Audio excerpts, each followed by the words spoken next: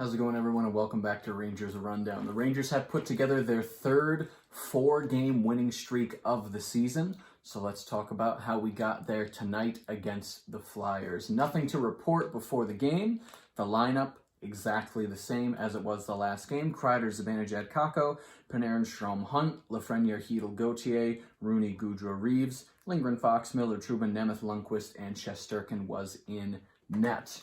Getting into the first period, good early shift with two chances for the Rangers. Panarin has a chance from the circle shortly after. So the Rangers starting off the game, shooting, generating that offense, things we need them to do in first periods.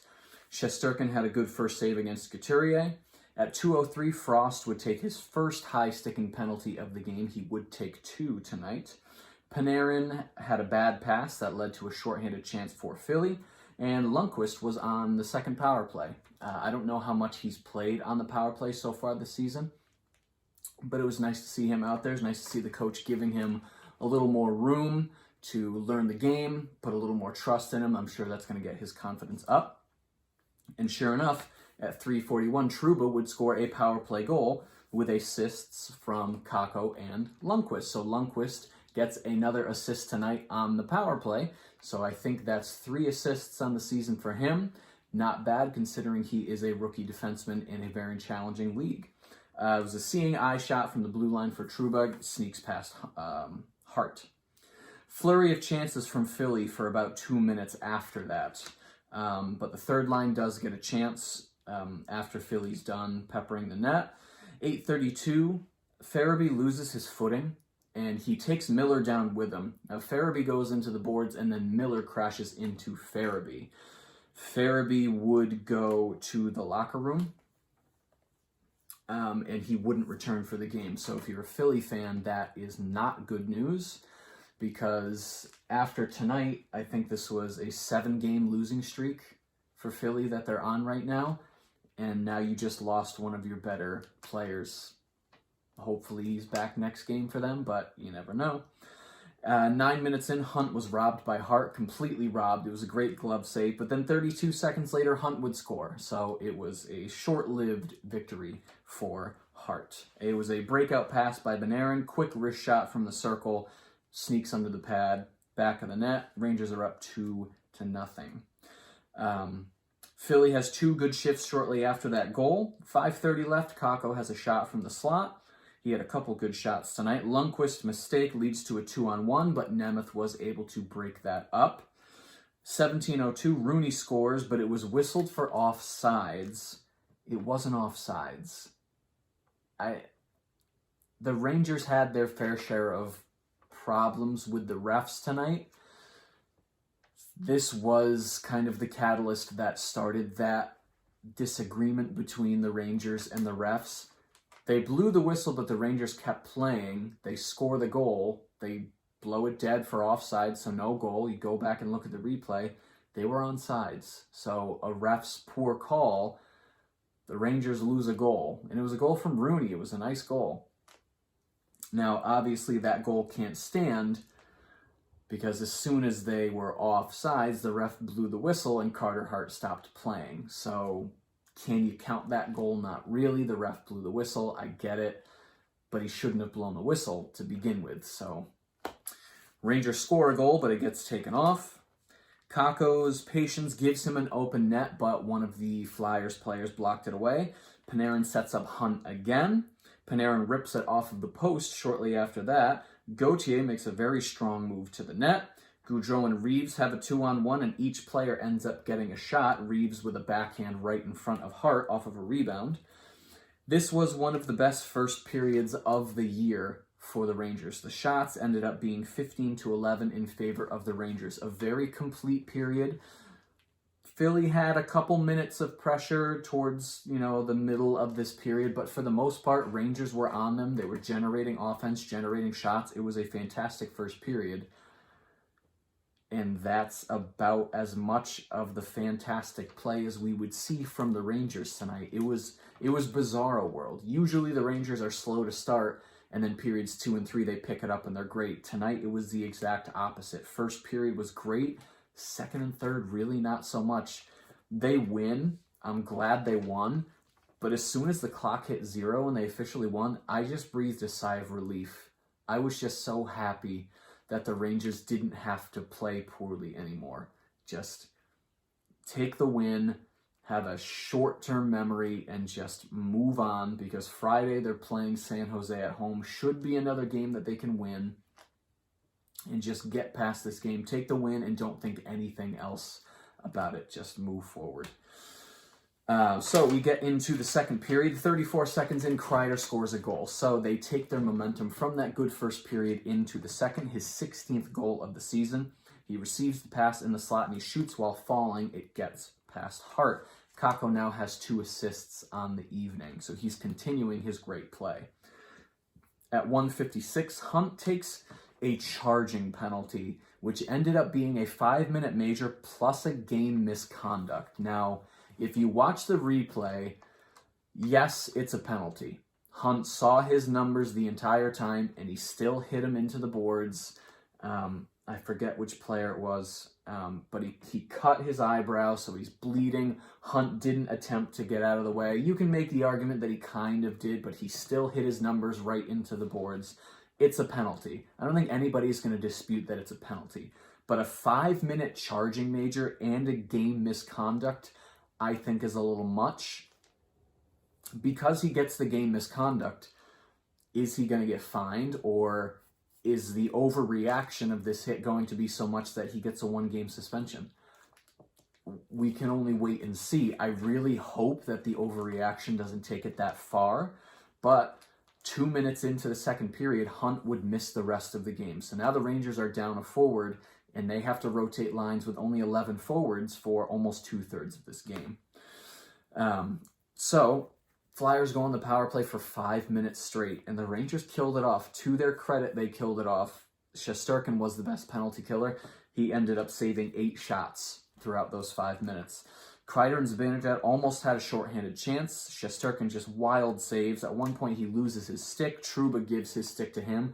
Rooney gives his stick to Trouba. He's playing with the opposite stick that he needs. It was just chaos for the middle of this power play, but big saves, big blocks. They kill it off.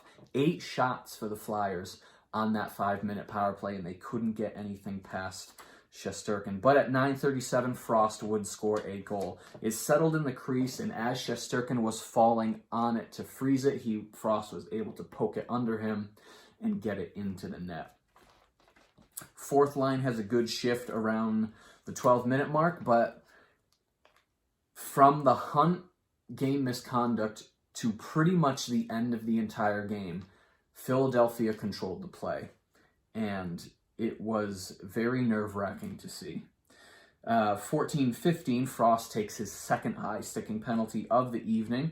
Fox lets the puck through his leg, and he almost falls trying to turn around to collect it, and it leads to a shorthanded chance for Philly. Lafreniere had a chance right after the power play was over. And then at 19:42, Miller takes a cross-checking penalty. The puck was stopped with, 20 seconds, 18 seconds left in the period. No, it couldn't have been. Less than that, but 8 seconds. And a little crowd comes together behind Shesterkin. Somebody was trying to tussle with Kreider. He was just laughing it off. Philadelphia had control for pretty much that entire period. They outshot the Rangers 16-5 in that second period. So Rangers really handicapped by the loss of Hunt and just really playing on their heels the entire period. We go into the third. Philly starts with a almost 2-minute power play, 1 minute and 44 seconds on the power play. They take a timeout with 1 minute left on the power play, because if you're Alain Vigneault, you need to think, you need a goal on this power play to just inject some life into Philly, who was already playing pretty well. So with the minute left, they take a timeout just to keep their first power play fresh, give them a break, and get them right back out. But the Rangers would end up killing it off. 7 minutes in, it's still all Philly. Rangers really not able to set much up. Then at 6:48, Gaudreau takes a puck in the eye, and it looks pretty bad. And I don't want to say that out loud, because when you watch anything at slow motion, it always looks bad. Yandel tried to throw it from the point. It ends up ricocheting off Gaudreau's stick and hitting him right in the eye. You can see chunks of visor spraying out on either side of him. He immediately clutches his face, goes down to the ice, and then immediately gets up and just goes straight to the locker room, running to the locker room. I'm sure he's bleeding. I'm sure he's going to need stitches. I hope his eye is okay. I'm expecting Gaudreau to be out of the lineup for a couple games at least. It didn't look good. So now, 7 minutes into the third period, the Rangers have to play the rest of the game down 2 forwards. Now they're shuffling 10 forwards instead of 12. They're very handicapped. They're already not playing fantastic, and now they're missing 2 forwards. Kakko and Zibanejad both get shots on goal, and then halfway through, Chytil steals right around the net, and he gets a chance right in front, wouldn't go in. Chytil gets another chance, another shot from the high slot.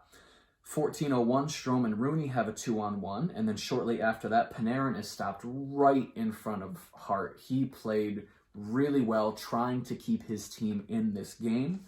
15:49, Fox throws it over the boards, over the glass for a delay of game penalty. This was probably Fox's worst game of the season. He took a penalty. He had a couple defensive miscues that you just normally don't see from Fox. He didn't have a bad game, but it's just not to the level that we've come to expect from him. I think analytically this was one of his worst games. He did have an assist tonight, but it didn't seem like regular Fox. Hart to the bench with 12 seconds left on that power play. So Hart's on the bench for 2 minutes, almost.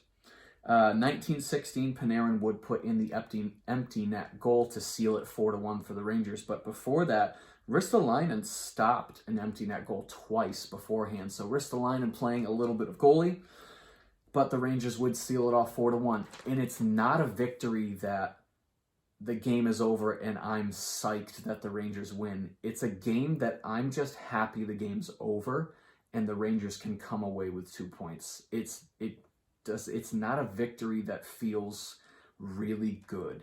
It's just okay, we got the 2 points. Let's forget tonight ever happened.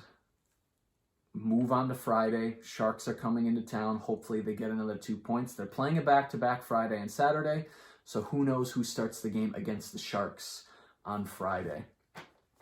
But Rangers put together their third 4-game winning streak of the season, and I think they are on a 6-game winning streak on home ice, which they might be able to extend to 7 games on Friday against San Jose.